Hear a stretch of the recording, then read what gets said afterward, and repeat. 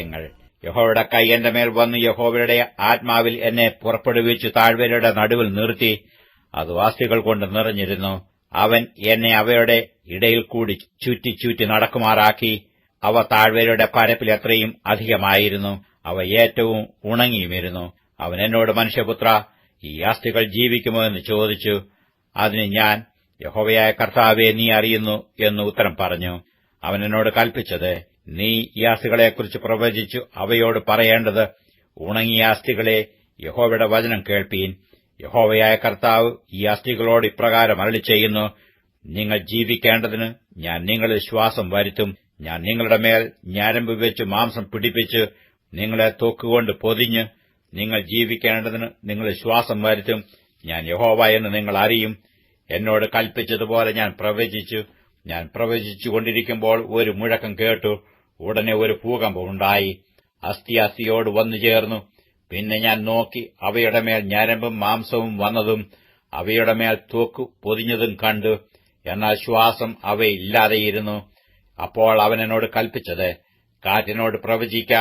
മനുഷ്യപുത്ര, നീ പ്രവചിച്ച് കാറ്റിനോട് പറയേണ്ടത്, യഹോവയായ കർത്താവ് ഇപ്രകാരം അരുളിച്ചെയ്യുന്നു, ശ്വാസമേ, നീ 4 കാറ്റുകളിൽ നിന്നും വന്ന് ഈ നിഹിതന്മാർ ജീവിക്കേണ്ടതിന് അവരുടെ മേൽ ഊതുക. അവൻ എന്നോട് കൽപ്പിച്ചതുപോലെ ഞാൻ പ്രവചിച്ചപ്പോൾ ശ്വാസം അവരിൽ വന്നു. അവർ ജീവിച്ച് ഏറ്റവും വലിയ സൈന്യമായി നിവർന്നു നിന്നു. പിന്നെ അവൻ എന്നോട് അരുളിച്ചെയ്തത്, മനുഷ്യപുത്ര, ഈ അസ്ഥികൾ യിസ്രായേൽ ഗൃഹമൊക്കെയും ആകുന്നു. ഞങ്ങളുടെ അസ്ഥികൾ ഉണങ്ങി, ഞങ്ങളുടെ പ്രത്യാശയ്ക്ക് ഭംഗം വന്ന്, ഞങ്ങൾ തീരെ മുടിഞ്ഞിരിക്കുന്നു എന്ന് അവർ പറയുന്നു.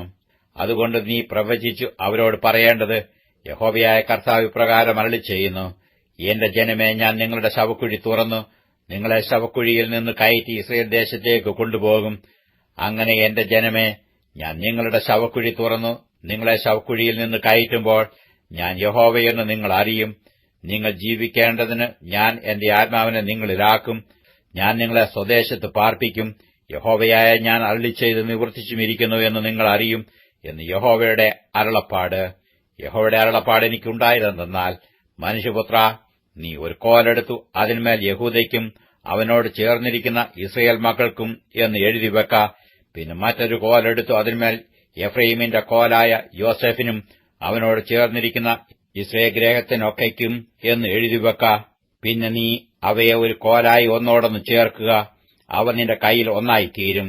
ഇതിന്റെ താൽപര്യം എന്തെന്ന് നീ ഞങ്ങളെ അറിയിക്കയില്ലയോ എന്ന് നിന്റെ സ്വജാതിക്കാർ നിന്നോട് ചോദിക്കുമ്പോൾ നീ അവരോട് പറയേണ്ടത്, യഹോവയായ കർത്താവ് ഇപ്രകാരം അരുളിച്ചെയ്യുന്നു, ഞാൻ എഫ്രയീമിന്റെ കൈയിലുള്ള യോസേഫിൻ കോലിനെയും അവനോട് ചേർന്നിരിക്കുന്ന ഇസ്രായേൽ ഗോത്രങ്ങളെയും എടുത്ത് അവരെ അവനോട് യഹൂദയുടെ കോലിനോട് തന്നെ ചേർത്ത് ഒരു കോലാക്കും.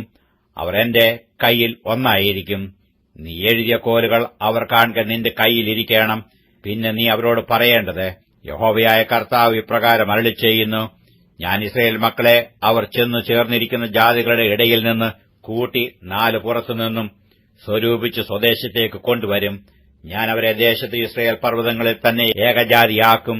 ഒരേ രാജാവ് അവർക്കെല്ലാവർക്കും രാജാവായിരിക്കും. അവർ ഇനി 2 ജാതിയായിരിക്കുകയില്ല, 2 രാജ്യമായി പിരിയുകയുമില്ല. അവർ ഇനി വിഗ്രഹങ്ങളാലും മ്ലേച്ഛതകളാലും യാതൊരു അതിക്രമത്താലും തങ്ങളെ തന്നെ മലിനമാക്കുകയില്ല.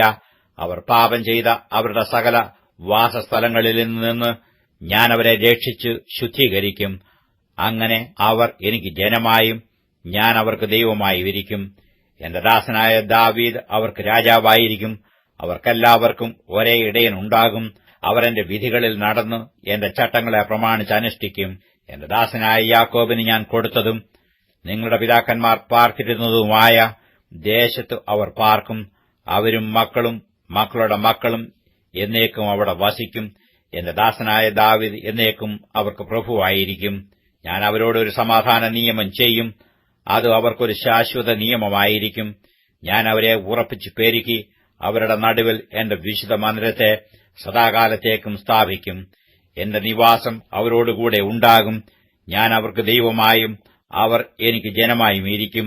എന്റെ വിശുദ്ധ മന്ദിരം സദാകാലത്തേക്കും അവരുടെ നടുവിൽ ഇരിക്കുമ്പോൾ ഞാൻ ഇസ്രായേലിനെ വിശദീകരിക്കുന്ന യഹോവയെന്ന് ജാതികൾ അറിയും.